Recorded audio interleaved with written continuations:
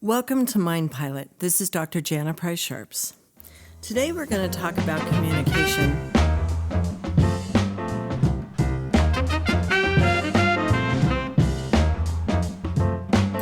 And you're probably going to hear a lot about communication over many episodes of Mind Pilot, but we're going to start with some basics.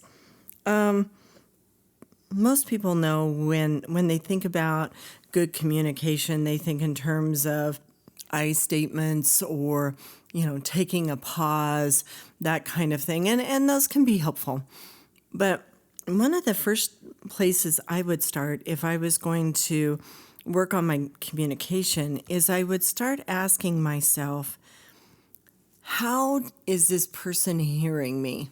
And this is really important for first responders because if at work you say, would you mind picking that up? That would be lovely of you. Everybody's going to start laughing and nothing's going to get done.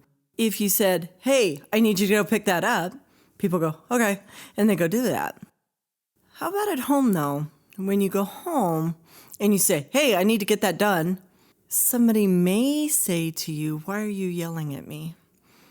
And you may very well look at them and go, I'm not yelling at you. What's the matter with you? And they may say, you're still yelling at me. Why are you yelling at me? Right? So that probably has happened to almost every first responder I've ever worked with.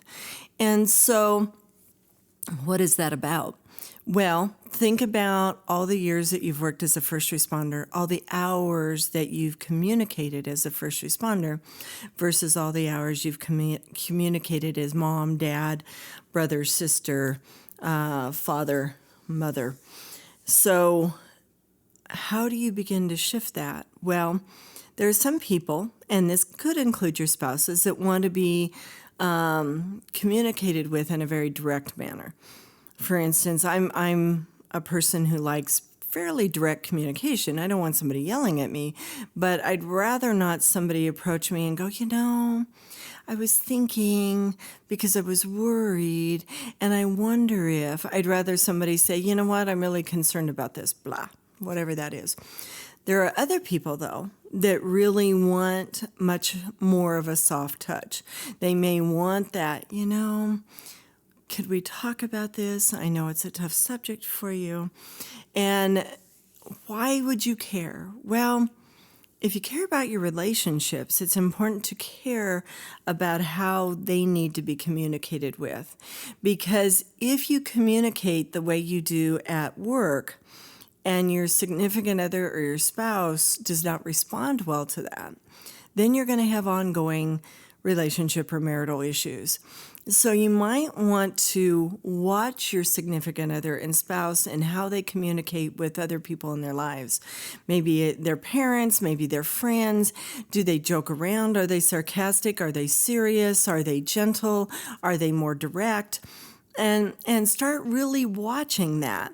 And because if the communication is breaking down, the rest of the relationship is going to break down ultimately. So you really want to take that step back. And it only takes a little bit of time.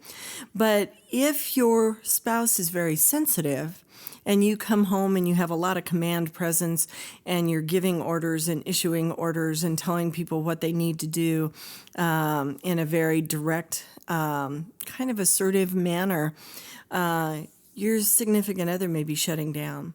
And when people shut down, they start to withdraw from you.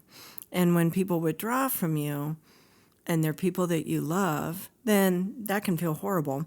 And hurt feelings make you angry, make you frustrated.